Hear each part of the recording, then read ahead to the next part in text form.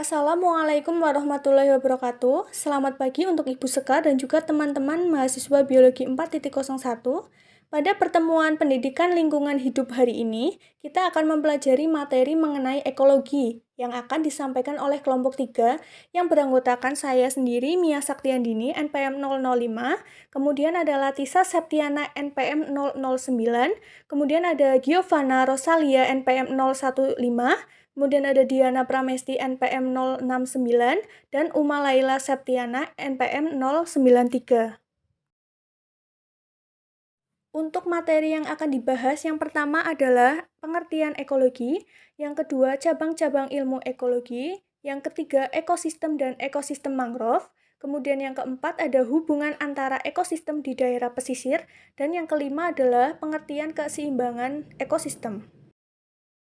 Untuk yang pertama yaitu ada pengertian ekologi menurut Reiter, di mana pada tahun 1865 ia menggabungkan dua kata dari bahasa Yunani yaitu kata oikos dan logos.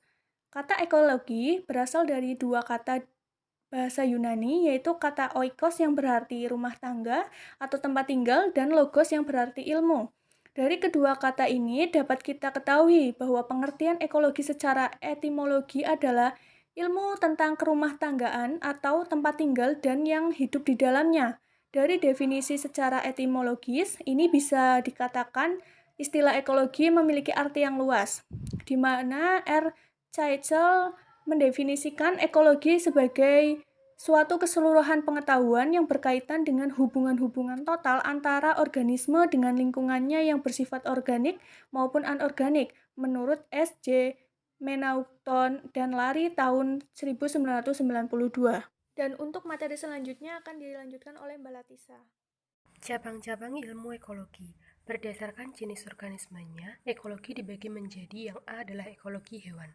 Ekologi hewan adalah cabang ekologi yang memusatkan kajian tentang hubungan antara hewan dan lingkungan hidupnya.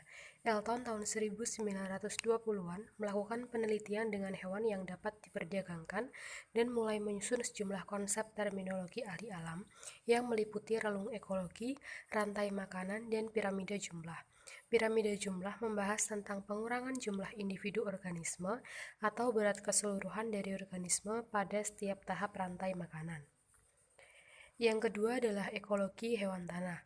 Dalam konteks ekologi hewan tanah merupakan ilmu yang mengkaji tentang keberagaman hubungan timbal balik yang terdapat antara hewan tanah dengan lingkungannya, serta antara kelompok-kelompok hewan tanah. Tanah merupakan suatu bagian dari ekosistem daratan yang dihuni oleh banyak organisme yang disebut sebagai biodiversitas tanah. Peran biodiversitas tanah yaitu mempertahankan sekaligus meningkatkan fungsi tanah untuk menopang kehidupan di dalam dan di atasnya. Sistem kehidupan di dalam tanah sangat rumit karena keberadaan berbagai jenis organisme dengan beragam fungsi untuk menjalankan berbagai proses penting bagi kehidupan daratan. Bersama dengan mikroba, hewan tanah melaksanakan berbagai metabolisme atau kegiatan biologi tanah. Hewan tanah berperan dalam memelihara dan memperbaiki kualitas bahan organik dan siklus hara di dalam tanah. Yang C adalah ekologi tumbuhan. Ekologi tumbuhan merupakan cabang ilmu ekologi yang mempelajari tumbuhan sebagai objek kajiannya. Kajian utama dalam ekologi tumbuhan adalah hubungan timbal balik antara tumbuhan dan lingkungannya. Faktor-faktor yang mempengaruhi lingkungan tumbuhan yaitu hewan, mikroorganisme, dan manusia. Yang selanjutnya adalah ekologi manusia. Ekologi manusia merupakan cabang ilmu ekologi yang memperhatikan latar belakang fisik dan latar belakang budaya manusia. Aspek yang dipelajari pada ekologi manusia mencakup aspek ekonomi, sosiologi, politik, dan budaya. Tersebut dapat dipahami melalui latar belakang lingkungan alam dan lingkungan masyarakat. Ekologi manusia terbentuk dari keterkaitan antara unsur alam yang berdampingan dengan kehidupan manusia. Kajian ekologi manusia berkaitan dengan hubungan manusia dengan iklim, cuaca, batuan, tanah, bentuk muka bumi, air, danau, laut, samudra, air tanah, sungai, tumbuhan, dan hewan. Yang selanjutnya adalah ekologi administrasi. Ekologi administrasi merupakan lingkungan yang dipengaruhi dan mempengaruhi administrasi. Unsur pembentuknya yaitu politik, ekonomi, budaya. Selanjutnya ada ekosistem dan ekosistem mangrove. Ekosistem merupakan suatu sistem ekologi yang terbentuk oleh hubungan timbal balik tak terpisahkan antara makhluk hidup dengan lingkungannya. Ekosistem sebagai suatu tatanan kesatuan yang secara utuh dan menyeluruh antara segenap unsur lingkungan hidup dan saling mempengaruhi. Ekosistem sebagai penggabungan dari sebuah unit biosistem melibatkan interaksi timbal balik antara organisme dan lingkungan fisik secara aliran energinya merupakan menuju pada suatu struktur biotik tertentu dan terjadi siklus materi antara organisme dan anorganisme. Ekosistem dibagi menjadi dua, yakni ekosistem alami dan ekosistem buatan. Ekosistem alam merupakan ekosistem yang sudah ada di alam, misalnya hutan, gurun, dan sungai. Ekosistem buatan merupakan ekosistem yang ada karena manusia, misalnya sawah, bendungan, dan lain-lain. Selanjutnya ada komponen biotik. Biotik memiliki arti hidup, sedangkan komponen biotik pada suatu ekosistem adalah makhluk hidup itu sendiri, sebab ekosistem tak akan pernah terbentuk tanpa adanya makhluk hidup di dalamnya. Keberadaan makhluk hidup kemudian membentuk suatu rantai makanan dalam suatu ekosistem. Komponen biotik terdiri dari konsumen, produsen, dan organisme pengurai. Komponen abiotik atau komponen yang tak hidup, dengan kata lain komponen abiotik adalah komponen yang terdiri dari benda-benda bukan makhluk hidup tetapi ada di sekitar kita dan ikut mempengaruhi kelangsungan hidup. Beberapa jenis komponen abiotik yaitu suhu, sinar matahari, air, angin, udara, kelembaban udara, dan masih banyak lagi. Selanjutnya tadi yaitu ekosistem mangrove. Nah, arti dari mangrove sendiri merupakan ekosistem yang sangat produktif. Mangrove dapat dimanfaatkan langsung untuk kegiatan pariwisata, pendidikan, bahan baku, industri, kayu, bahan pangan, bahan obat, dan perikanan menurut Setiawan dan Winarno pada tahun 2006. Mangrove secara umum memiliki fungsi yang sangat penting dalam menunjang kehidupan manusia dan organisme lainnya.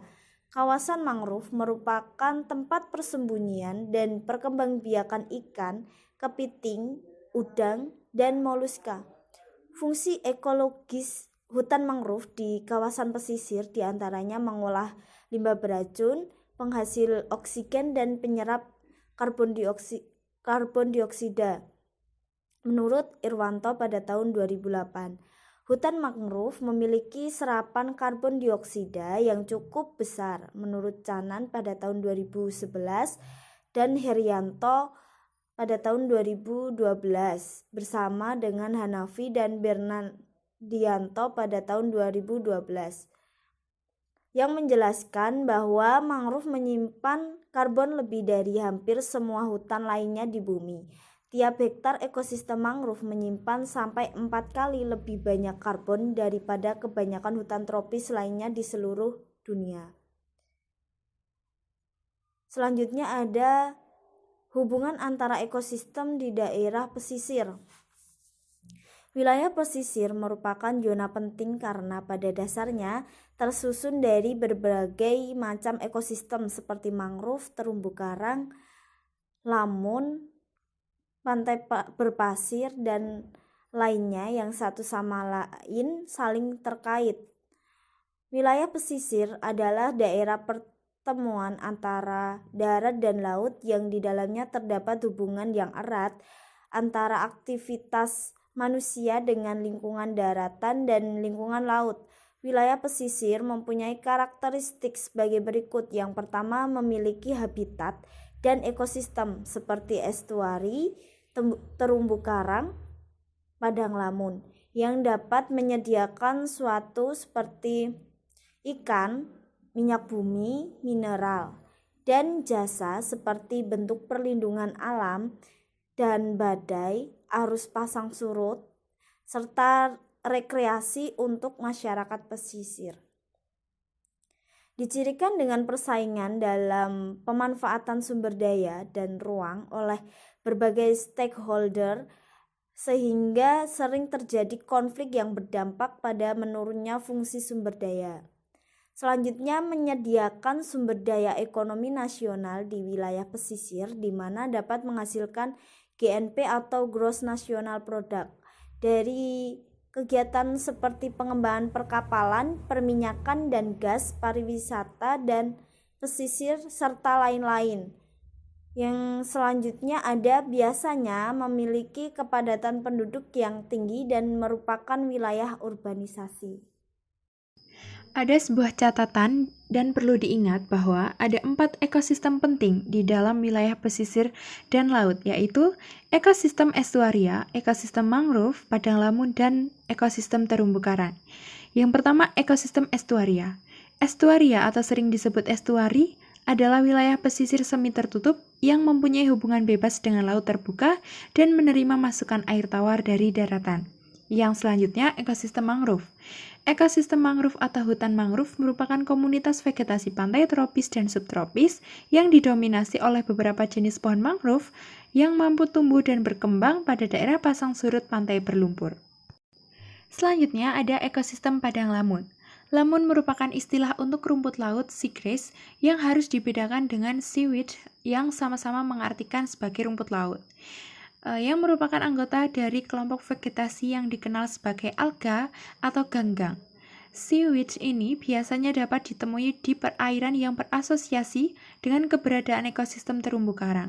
Fungsi dari padang lamun adalah sebagai produsen makanan berlimpah bahan organik, di mana daunnya yang tinggi dan banyak sebagai tempat hidup organisme epifit, peredam arus, dan lain-lain. Oke, next ada ekosistem terumbu karang. Terumbu karang adalah ekosistem di dasar laut yang penghuni utamanya sejenis binatang berunggah, penghasil kapur yang dikenal dengan nama karang batu atau stony coral. Fungsi dan manfaat terumbu karang antara lain sebagai sumber makanan untuk beberapa jenis ikan, udang, lobster, dan ikan. Bahan obat-obatan, bahan budidaya, sarana rekreasi laut, tempat memijah, pengasuhan dan pembesaran mayoritas ikan, penghalang erosi dari gelombang laut, dan sebagai bahan bangunan.